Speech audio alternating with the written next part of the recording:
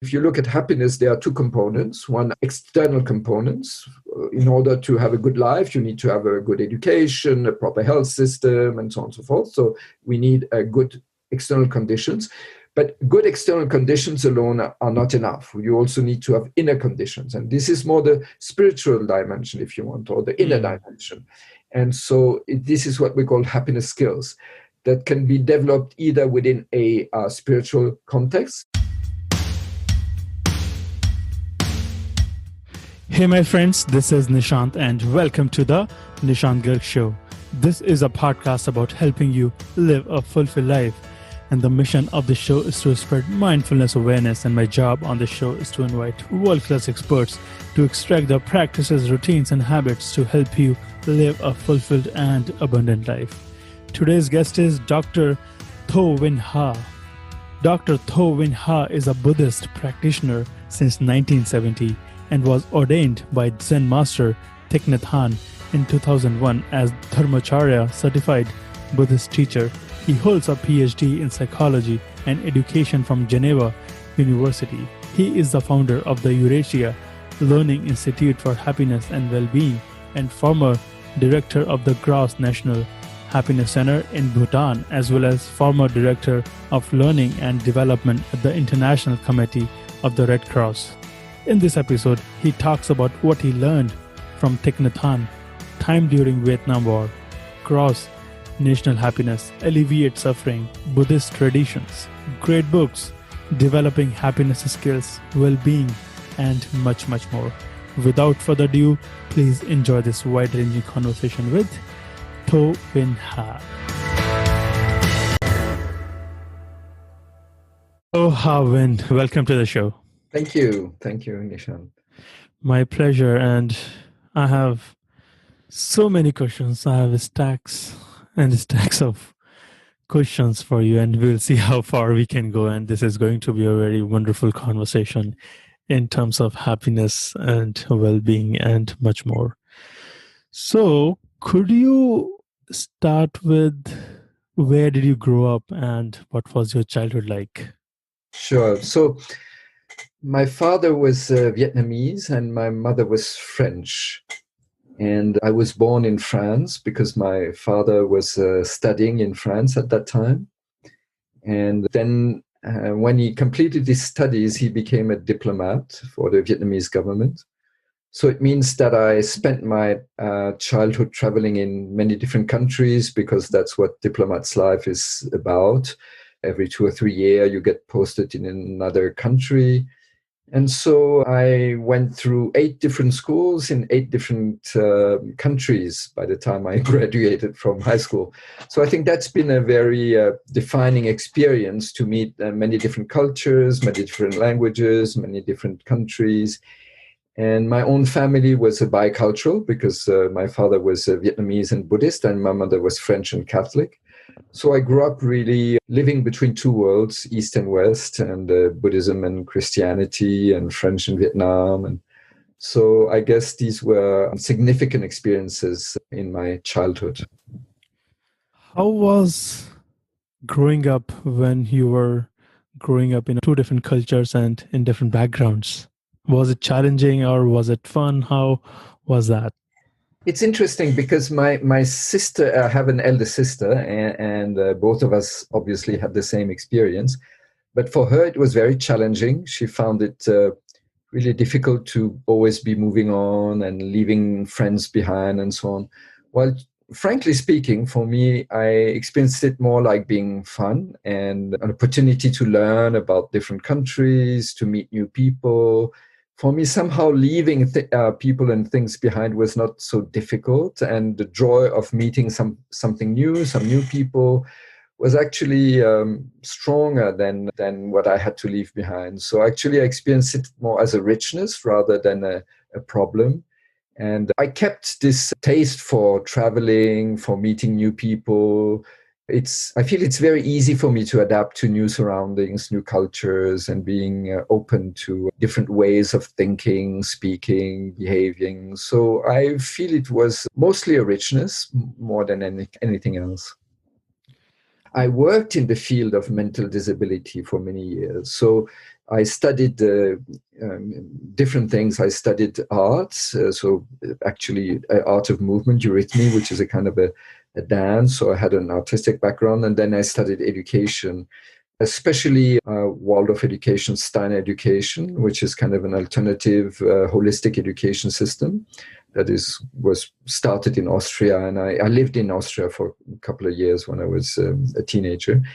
And then I worked in the field of mental disability for many years. Actually, I was specialized on autism, and I was also training special educators. But it didn't come from a family experience. It was really like a professional choice. So what was your reason to make this choice to study special education and this field? I think it's because I had from early on a concern for the marginalized in society, for those who are being excluded. And if I go back even further, I would say, Vietnam was colonized. It was a colonized country, and it was a French colony.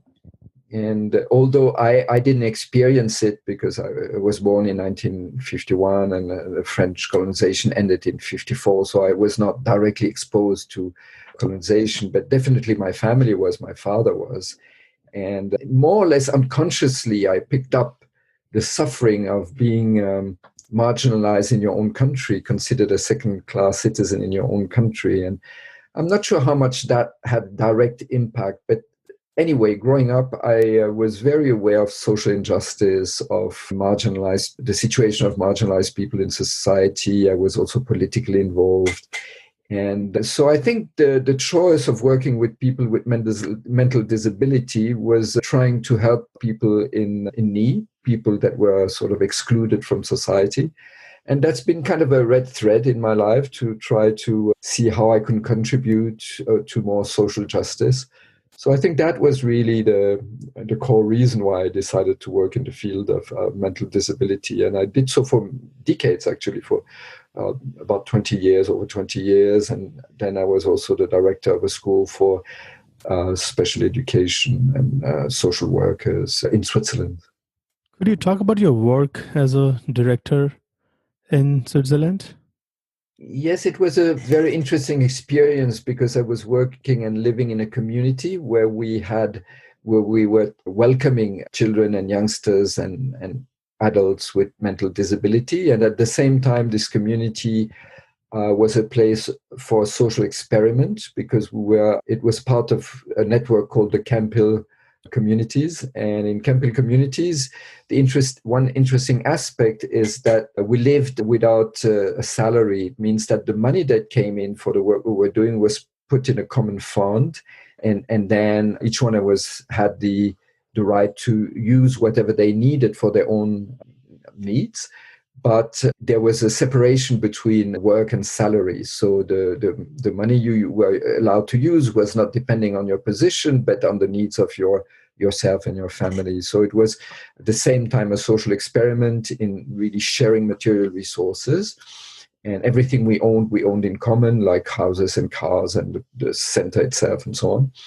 And at the same time, it was a social school for educators and social workers. So we were living together with, in my case, teenagers with disability, mental disability, mainly autistic spectrum.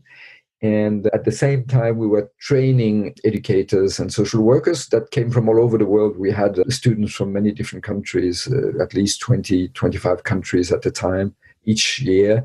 And it was like a 4-year training in special education. So I was both a practitioner, living and working with youngsters living with disabilities, and also a teacher, a trainer, and also the director of a school, of the college, if you want.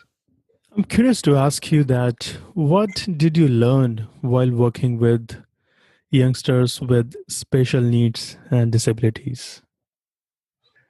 Well, I learned a lot, really. The first thing is that I realized that there's not a clear-cut separation or difference between so-called normal people and so-called people with disabilities or with special needs, but that we are all part of one humanity, and each one of us has its limitations, and each one of us has special needs, and each one of us has also strength and capabilities. And so when you focus your attention on the capabilities rather than on the disability, and especially because we lived together with these people, so they were not like in a hospital or in an institution. It was like sharing everyday life. So for us, they were like, I had my own children, and then we had these children living with us, and there was no real difference. So it was really having a very inclusive approach to life. And the second thing is that I realized that these children or youngsters had the possibility to teach others very important things, because as I mentioned, we had a college training special teachers and social workers. And I realized that, teaching our students in the classroom was one thing, and it was necessary, but actually most of the skills they really developed was in their daily life with the kids with special needs, and certain emotional, social skills like, passion, patience and compassion and care for others and so on.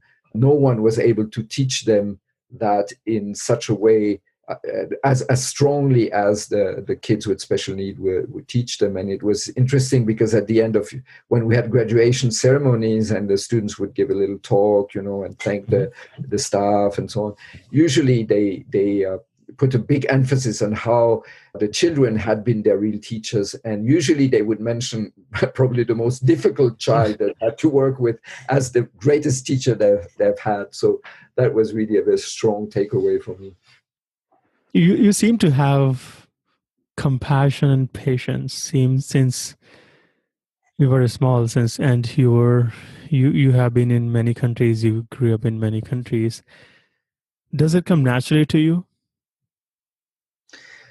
I believe that all of us have a inborn ability of empathy. Well, I mean, we know from scientific research that empathy is just an inborn quality in humans, actually in living beings, because even animals can display empathy. But of course, in humans, the ability to develop empathy is a very strong natural competency or natural trait, if you want.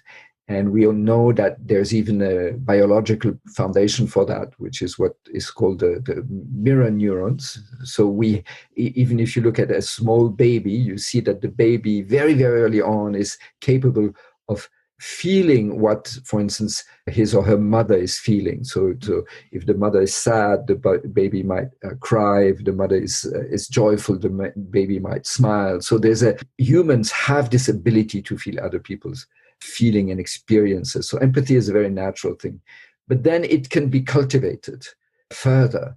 And compassion is one step further than simply empathy. Empathy is that you simply feel what other people feel, and that's a kind of a natural, it's a given. But compassion is really the will to alleviate other people's suffering. And in a way, we have that as a natural quality. But then on the other hand, it can really be trained and enhanced. And I believe that part of the purpose of meditation training or mind training and so on is to strengthen these natural capabilities that we have and make them more conscious and more efficient and stronger. So I would say that, being about myself, I guess like everyone else, I have a natural ability of empathy and compassion. But definitely, I started my spiritual journey when I was 18, when I was a young man.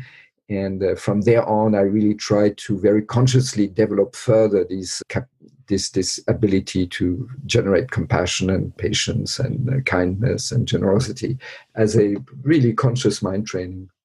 What led you to your spiritual journey at the age of 18? It's a very tender age, and you were already into your spiritual journey. Could you talk about what led you to your spiritual journey? Sure. So when I was 17, I was in Paris. It was my graduation year, high school graduation year. I was in Paris, and it was 1968, and it was the student revolution. And I was very politically involved, politically engaged. And I guess this sense of justice and that I had from early on and which came partly from my Vietnamese background. And it was the time of the war in Vietnam, and I felt very concerned by the situation of the world and the war my family was experiencing. I was lucky that I was abroad, but my family was in the war, and many people were suffering. So it led me to social engagement and political engagement. And in '68, and it was the time of student revolution in Europe and all around the world, and I was very politically engaged. And then I was also quite disappointed because I realized that we were not really able to change deeply the systems, and that. And at that time in '68, at the beginning of '69, I was supposed to go back to Vietnam, and I was on my way to Vietnam together with my parents. And when we arrived in Thailand, the war was raging very violently in Vietnam, and I was a Vietnamese citizen. So if I would have gone to Vietnam, I would have to be drafted and join the army. And I was a pacifist. I didn't want to fight. I didn't want to be part of the war. And so I decided not to go to Vietnam. And instead of that, I went to India and to Nepal. And when I was in Nepal, I met some young people, and we decided to go for a trek, for a hike in the Himalayas. At that time, Nepal was not what it later became, a tourist land with a lot of trekking agencies and stuff. It had just opened. It opened, I think, in '65 or '66 for foreigners. So it was just completely untouched. It was very beautiful and zero pollution. Hard to believe now. Very traditional, and Kathmandu is a very peaceful city, beautiful. It was still only the traditional buildings, hardly any cars, and so on. Anyway, so then I went for a trek in the Himalayas, and then I had a little incident. I fell in a river, and all my clothes were wet, and so I had to go back to another village to get dry clothes. And my friends decided to walk on, and we had decided we would meet again at a certain place in a monastery. So I had to continue alone, and I got lost. I lost, and being lost in the Himalayas, I really thought I would die because, again, at that time there was no guides, no tourists, and it was just I was alone in the middle of nowhere. No Google Maps. No Google Maps, exactly. Not even physical maps. No maps at all. So anyway, and I had a very powerful experience of despair, and I really thought I would die. And then, so it went for several hours, and at one point I had a kind of a breakthrough experience that is very similar to what has been often described in literature as near-death experiences. So anyway, an experience that, I had felt so much fear and despair and anger and all the possible negative emotions that you can imagine. I really thought I would die, and I just couldn't accept that. I was 18 years old, and, so, and then I had this kind of a breakthrough experience to a kind of a place of inner stillness and peace, and a feeling of complete unity with the universe and with the mountain and with nature. And just minutes before, I felt like the whole environment was just threatening me, and I would, I felt very that the mountain was very hostile. And suddenly I experienced myself in complete oneness and unity with the mountain, with nature, and a sense of deep acceptance and peace. And I felt, okay, whatever happens is good, is fine, I can accept it. If I live, it's good. If I die, it's okay, no problem either. And so it was, I can't tell you how long it lasted, because it was not something that you can measure in time, but it was a completely unexpected and new experience. And then after a while, sure enough, somebody came up. It was an old lama, a priest. And he laughed when he saw me. He couldn't understand what this young foreigner was doing in the middle of nowhere. And he brought me to the next village, which was not even that far, maybe an hour's walk or so, but I just didn't know where it was. And then I continued with the pilgrimage, and I went back to Kathmandu. And then I had this experience that I've had, which was a completely unexpected and not intentional experience, I had not done anything, it just happened to me, was so overwhelming that I wanted to try to understand what it was, and if there was any way that you could attain this state of really inner peace and inner contentment and oneness consciously. And so I met my first teacher, who was a Tibetan Lama who had fled from Tibet, and so that's how my spiritual journey started. He gave me the first meditation instructions, and from there on, I continued on a spiritual path. What was that meditation practice that he gave you? To be honest, I don't remember in details, because that's 50 years ago now. So more than 50 years ago. Yeah, it was 1969, 51 years ago. But I just remember the basics, that, that learning that you can calm yourself down, that you can focus your mind, that you can be attentive to your breathing, things like that. And I don't really remember if he gave me any other specific exercise at that time, because, as I said, it's a very long time ago, and it was just quite a short encounter. I met this Lama for maybe a few weeks, and I went every afternoon to visit him. He was a relatively young man, and he was there with his own teacher, and he didn't speak very good English, and I didn't speak any Tibetan. So it was a kind of rudimentary conversation, but enough to, like I would sit with them and they would meditate and I would meditate with them, and they gave me a few instructions. But it really started the journey for me. You started meditation at the age of 17, 18. So what advice would you give to a youngster or anybody to get started on their meditation journey?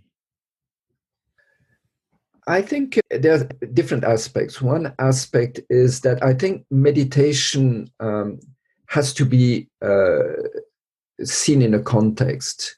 So traditionally, from a Buddhist perspective, I'm a Buddhist practitioner, but I think that's kind of universal. There are three dimensions that need to go together. One is meditation practice itself. And for meditation practice, I think it's better to start to meditate not too long, but very regularly.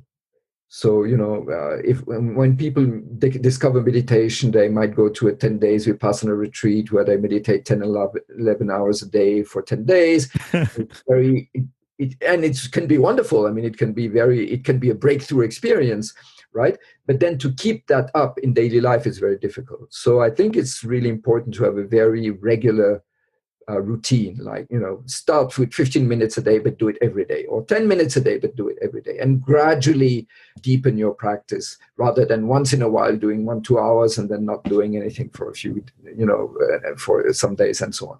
So that's the first thing. So meditation practice needs to be regular. Secondly, it's very helpful to have a teacher. So somebody who doesn't have to be a great master or a saint or whatever, but somebody who has experience and can help you and guide you and give you advice and answer questions, right? So I think that's very helpful. So that's for the meditation part. But then meditation alone is, I believe, not quite sufficient. It also needs to have a path of understanding, so knowledge, wisdom. So it's good to read books and try to learn and understand, because when you meditate, you might have some experiences, inner experiences that can be sometimes very powerful. But if you don't have the right kind of understanding of knowledge, of wisdom, then you don't really know what's happening and how to react and so on. So I think understanding and developing one's knowledge and understanding is very important. Reading books and going to conferences or listening to teachings or whatever form, but really familiar to learning. And the third one is ethics, because like training the mind is pretty much like training a muscle, if you want. Yeah, training your attention is not that different from training muscles, like if you do fitness or sports or something. But if you train your muscles, let's say you're doing very regular fitness, then you can use then the strengths that you are gathering for very good purposes or for negative purposes. You can use your strengths to help people, or you can use your strengths to fight, right? So likewise, training the mind is important to have the right intention. And the right intention has to do with ethics, with morality, so that you want to develop your mind or train your mind or enhance your inner capabilities for good purposes. And good purposes is, or ethic is, I mean, it's in a very simple way. It's basically wanting to bring happiness to self and others and alleviate suffering for self and others, rather than just pursuing, for instance, egoistic, selfish goals, which you could do, I mean, obviously. And let's say if you are, a very focused meditator and you are, let's say, a sniper, then you have much more chance to hit your target because you're much more concentrated. But the intention is not an ethical one, because the intention is to kill someone. So being focused and mindful also needs to have right intentions. I read that you recommend this book from Thich Nhat Hanh, Transforming Suffering into Peace, Joy, and Liberation. Could you recommend some of the great books that have inspired you the most? Yes, so first of all, I would like to recommend some authors. So you already mentioned Thich Nhat Hanh. For Thich Nhat Hanh is my own teacher, so of course I can recommend all of his books, really, because he's been one of the great inspirations in my life. I had been practicing already at about 20 years when I met him. No, sorry, it's not true, less than 20 years, but maybe over 10 years. I had practiced over 10 years when I met him. And meeting him was like a completely new discovery, because I suddenly met someone who was really embodying the qualities of awakening, of compassion, of wisdom, and that was very impressive. And I think that his books, all of his books, are very inspiring, because he has, on one hand, very strong knowledge, very deep knowledge. He's a great scholar, but at the same time, he can express it in very simple terms. So he's very easy to understand for most people. So all Thich Nhat Hanh's books are very good. A very good beginner's book is The Miracle of Mindfulness or The Sun, My Heart. So he has many books. And then also his account of the Buddha's life story, which is called Old Path White Cloud, is a very beautiful, you can read it almost like a novel or a fairy tale or a myth. And it describes the Buddha's life story very beautifully. Another author that I consider very, very important is His Holiness the Dalai Lama.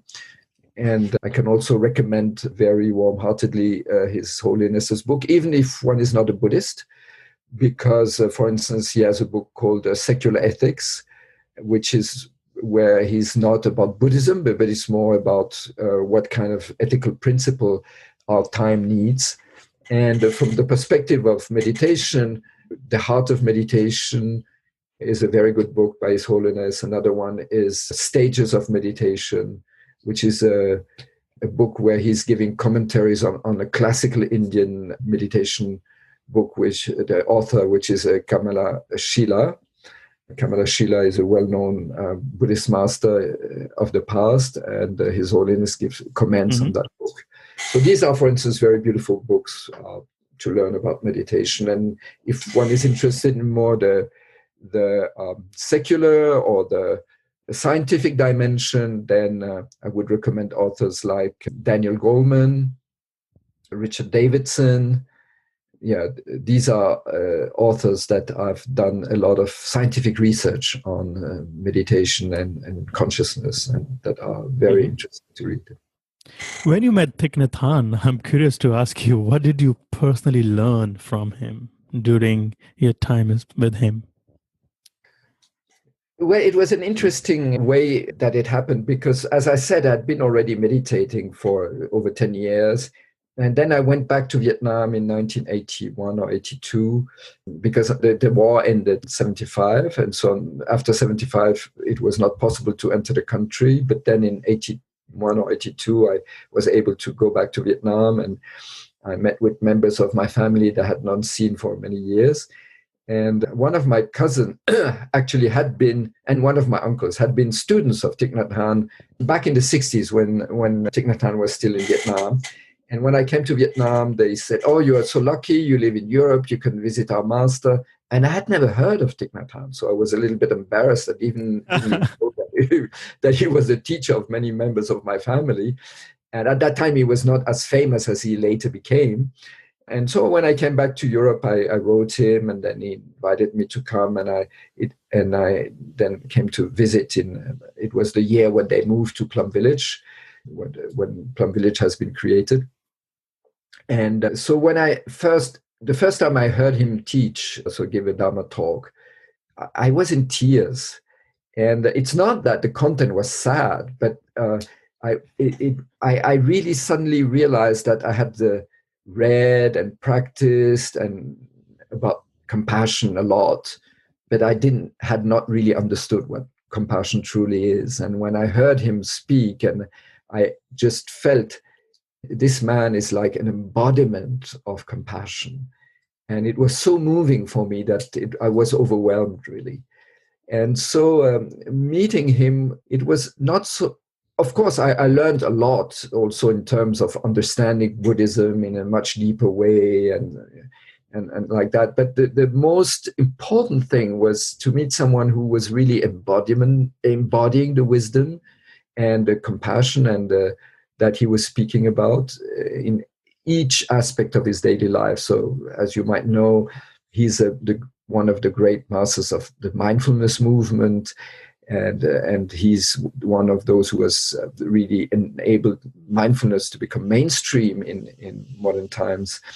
But when you spend time with him, you see that mindfulness is every moment of his daily life. It's not just when he's meditating or teaching and so on. So that was very impressive for me to experience somebody who is so aligned in his every moment of his daily life with what he's preaching. And it's very rare, honestly. So that was probably the biggest lesson beyond all the knowledge and wisdom and so on that I was able to receive from him. You mentioned about Dharma teaching. What is that, if you could explain for our listeners? Yeah, well, in the Buddhist tradition, when you go to a retreat, for instance, you will have moments of meditation practice where you will sit and do some exercises, or you would have walking meditation and so on. And then there will always be moments where the teacher will explain what is. So Dharma, the word Dharma means the teaching in the context of Buddhism, because of course in Hinduism you also use the word Dharma, but in the context of Buddhism, the Dharma is the teaching of the Buddha. So it's the body of wisdom that was handed over from the Buddha and then further developed through many generations of teachers and masters. And so it's really explaining the foundation of spiritual practice, of ethics, of philosophy, of psychology in the light of Buddhist teachings. And so every day the teacher will spend a certain time explaining or teaching certain contents, and then the students will discuss it among themselves, also meditate on it to try to deepen their understanding. If I have to ask you that, what areas of your life have you been able to transform through the teachings of Buddha?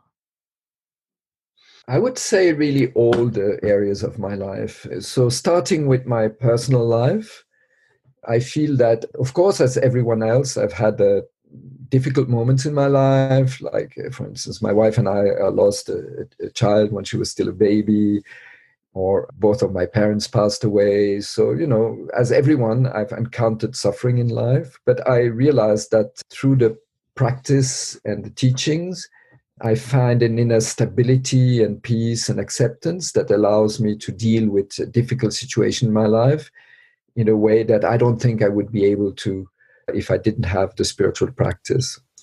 So that's one aspect. The other aspect is, I would say, in my family life. So I have 2 children, 5 grandchildren. And actually today is our 49th wedding anniversary of my wife and myself. Oh, congrats. Thank you. And I must really say that both my wife and I are both practitioners. And I feel that it has helped us to have a very harmonious and happy family life. and overcome, the necessary, living together for many years, you of course also face challenges, difficult moments and so on. But being both practitioners, it has helped us really to go through all these challenges in a much more harmonious way, I think. And if I look at my children, they are both grown up now. My son is working in the field of education. My daughter is a medical doctor. And both of them, I feel, were really nourished by good values. And if I look at them, I feel very proud and grateful, because I feel that they also embody in their own life the kind of values that we try to instill in them from childhood on. From beginning being vegetarian, they grew up as vegetarians and they are still vegetarians. And the way they educate their own children is very much aligned with the values that we had as a family. For instance, we never had a TV at home, because we decided that we wanted to spend quality time together when we were together as a family, rather than sitting in front of a TV. And so we used to read books together, sing together, play together, meditate together. And my children are still doing that with their own families.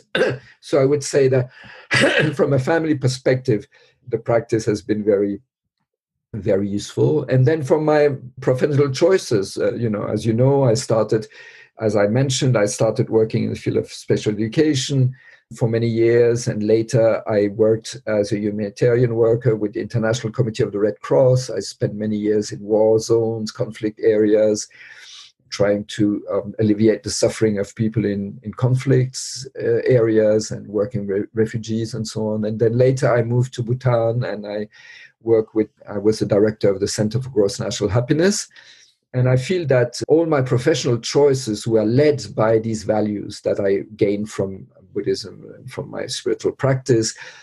For me, it was never about, how much money I would earn or what title I would have, but really, how can I make a positive contribution to society and to people through my work? And I feel it's been a blessing, because I feel that, I have the feeling I've had a meaningful life, which is, the greatest blessing one can have, I think. I love how you explain that. And I found one thing when I was studying about you, that the setting in motion of the Wheel of Dharma. What is that, Wheel of Dharma? It's a traditional formulation to describe the moment when Lord Buddha gave his first teaching. So according to the tradition, Buddha was a prince, and then he went to meditate. He left his palace, became a yogi, and then reached enlightenment under the Bodhi tree in Bodh Gaya in northern India. And then he was not sure whether he should be teaching or not, because he didn't know if people would understand him. And then at one point he decided, yes, he has to share his wisdom with the world. And then he gave his first talk, or his first Dharma talk, his first teaching in Sarnath, near Varanasi, in the place called Deer Park. And he explained for the first time the basic of Buddhist teaching, which is the Four Noble Truths, the Eightfold Path, and so on. And that's what is called the setting in motion of the Wheel of Dharma. Yes. If somebody wants to explore more in the Buddhist teachings, where should they start from? Well, I think it's also very much a question of personal destiny, who you feel connected to. So, there are many different traditions within the Buddhist world. There's Theravada Buddhism, there's Mahayana Buddhism, there's Zen Buddhism, there's Vajrayana Buddhism, which is Tibetan Buddhism, and so on. And all of these schools are absolutely valid schools, but it depends where you feel a personal connection to, or if you feel a teacher that you are connected to, or books that you are connected to. So in the Buddhist tradition, one always says one should be very careful in choosing one's teacher, because the teacher might have quite a strong influence in you, and you must be sure that the person that you choose is authentic, meaning that he's really representing an authentic lineage of the Buddhist tradition, and also that this person is not doing it for personal gain or interest, but really out of compassion to try to bring happiness and alleviate suffering in the world. So I think it's very important to choose wisely, to discriminate, and not to follow any self-proclaimed guru who's in reality after power or money or whatever, So I think it takes a little bit of discrimination and take time to, not choose too fast, but feel, compare, read different books, listen to different teachers, and really feel where you feel that, okay, that's something serious and honest and authentic.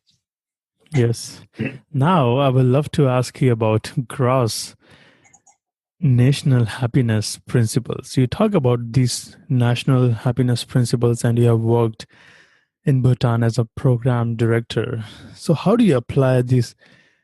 First of all, what is gross national happiness to somebody who is not aware of all these things? Gross national happiness is an alternative development paradigm. So it's the idea that was born in Bhutan in the 70s already. It was the fourth king of Bhutan who had this intuition or inspiration or his vision. Because at the time, Bhutan was opening up to technology, modernity, development. And he had seen what was happening in neighboring countries. And he saw that, of course, development is important, technology is important, economic growth is important. But it cannot be an aim in itself, a goal in itself. The goal should really be to enhance the well-being of the people, and that development should not be done at the cost of the environment or society.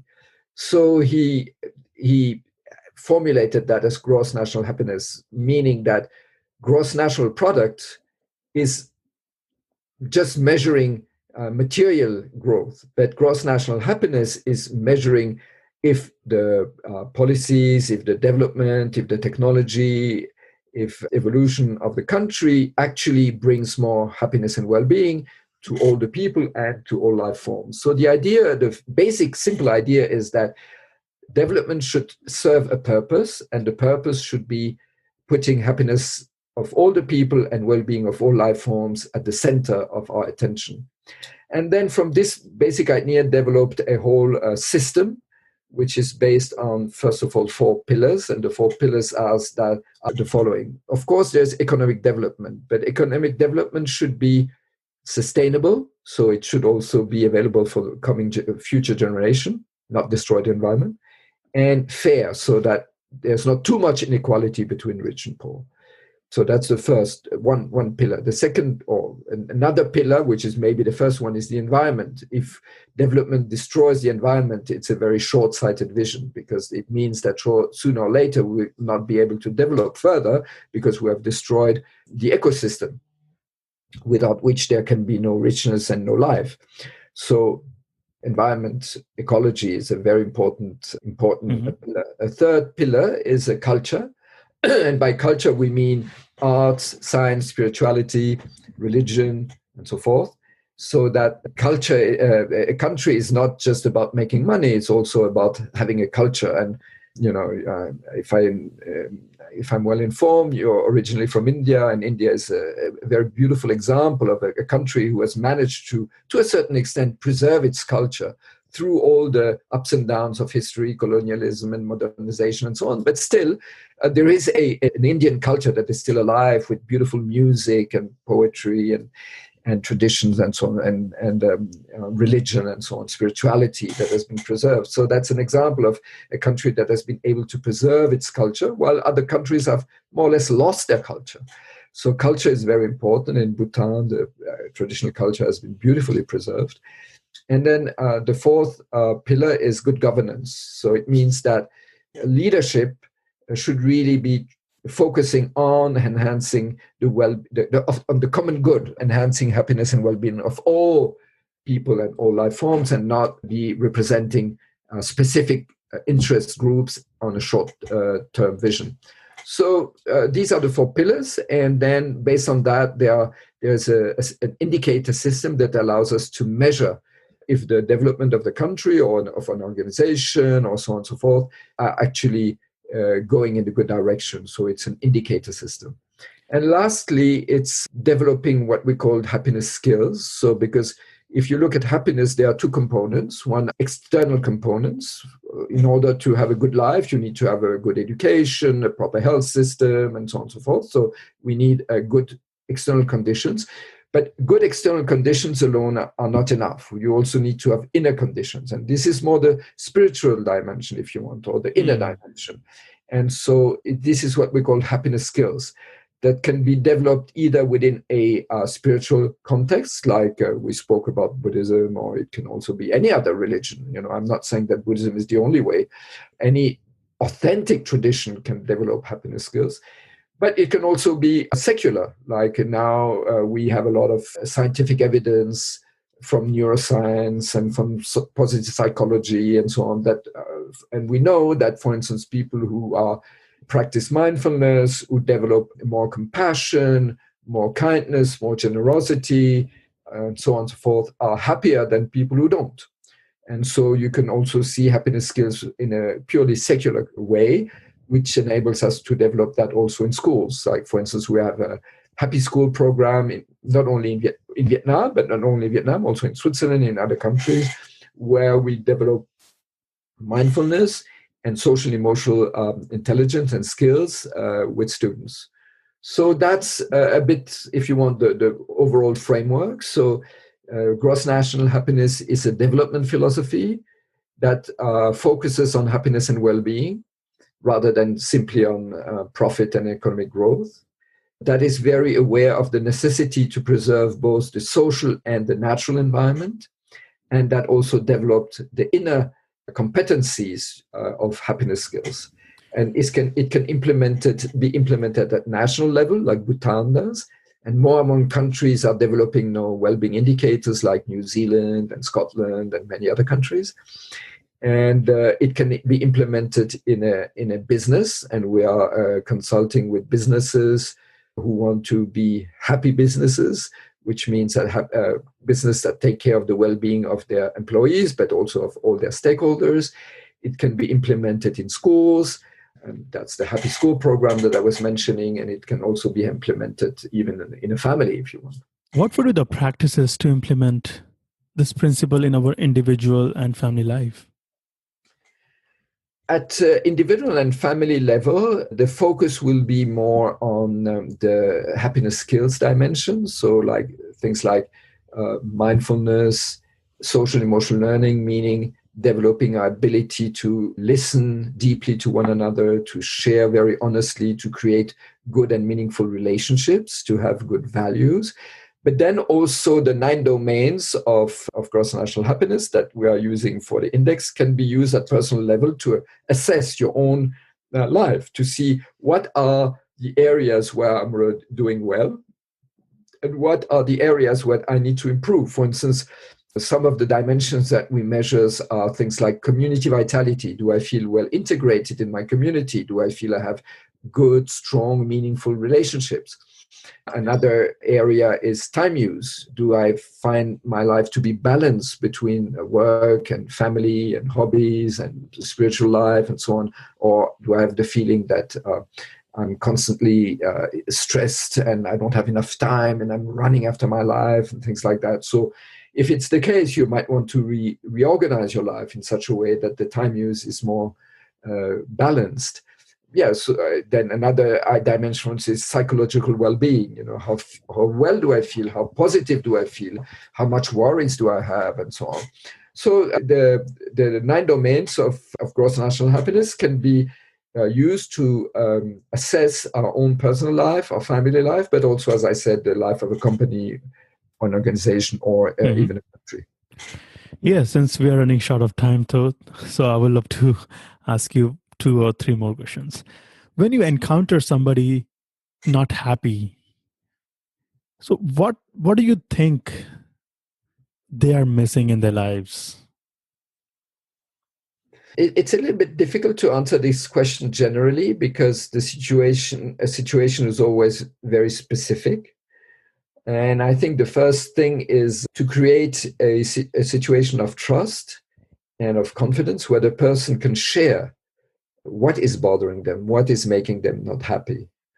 And I think it's important not right away to come up with a lot of good advice, you should do this and not do that and so on, but really to enable the person to express themselves, because oftentimes our dissatisfaction and unhappiness is simply that we are not able to really share what is bothering us or what is heavy in our life, and that simply having somebody who's willing to listen to us is oftentimes a very important first step.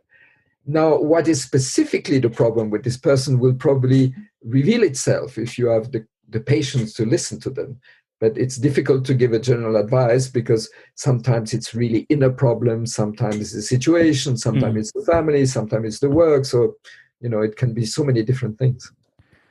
Yes, that completely makes sense. When we share with our trusted people what is bothering us, it alleviates our pain and sufferings. Great. And Tho, before I ask you my last question, I would ask you that what is the impact you want to leave on this world? I think that each one of us has the possibility to have a positive impact in the world by, first of all, learning to be a happy person oneself. Because if you're not happy yourself, how can you bring happiness to others? So the first step is really self-discovery, self-transformation, learning to deal with our own shadow sides, with our own sufferings, with our own difficulties, and transform them. And my teacher, Thich Nhat Hanh, has a very beautiful word. He says, no mud, no lotus. And actually, I have a calligraphy of him just right now in front of me. It's written, no mud, no lotus. So it means you cannot expect to find happiness if you're not willing to look at suffering. And that was really also my own life experience. So it's not about looking away from suffering in order to be happy, but having the courage to face suffering and transform suffering into compassion and generosity and healing and so on. So the first legacy is to accept my own suffering and transform them into more compassion, more patience, more generosity, and help those around me to do the same, beginning with the people really next to me, like my wife, my children, my grandchildren, my friends, and as much as possible to spread that also in the world. That's why I created, when I came back from Bhutan, I created an organization called Eurasia Learning Institute for Happiness and Wellbeing, where we are trying to help organizations, schools, and also cities and provinces to implement the ideas of gross national happiness. And the goal is very simple. It's really how can we enhance happiness and well-being for all people and all life forms, and how can we help alleviate suffering for oneself and for others. And, I'm doing what I can. It's, of course, always very modest, but it's at least, a small contribution in the right direction. And if on the day of my death, when I look back at my life and I can say, honestly, I did my best to make a contribution in this direction, no matter how modest or small it was, then I think I can die in peace. Thank you for explaining. And where can our listeners find you online? Well, we have a website that is called Eurasia Learning Institute for Happiness and Wellbeing. So it's just Eurasia, so ELIHW, Eurasia Learning Institute for Happiness and Wellbeing.org. And we have a foundation, which is EurasiaFoundation.org. These are the two websites that we have. You can also find me on Facebook, LinkedIn, and Twitter. And I've written several books. So far, they have not been published in English, but I think that in the next year, one of my books on gross national happiness will be published in English by Parallax Press from Berkeley, California. Then all these things are explained in more details. Thank you so much, Tho Haven. It was wonderful conversation. I wish we could talk more and more, but we have a hard stop here. Thank you so much. Thank you very much, and thank you for your deep listening. Thank you for listening to this podcast episode today. If you did enjoy this, please subscribe to this podcast on Apple Podcasts, or you can visit https://nishantgarg.me NISHANTGARG.me. You can also share this episode with your loved ones to help them live a fulfilled life. You are not alone in this journey. We all struggle in life. There is no shame in talking about it. I go through my highs and lows. I get depressed, and these practices help me in living a resilient life. You can also do this. You got this. Don't judge yourself. You are doing the best you can. And thank you so much again.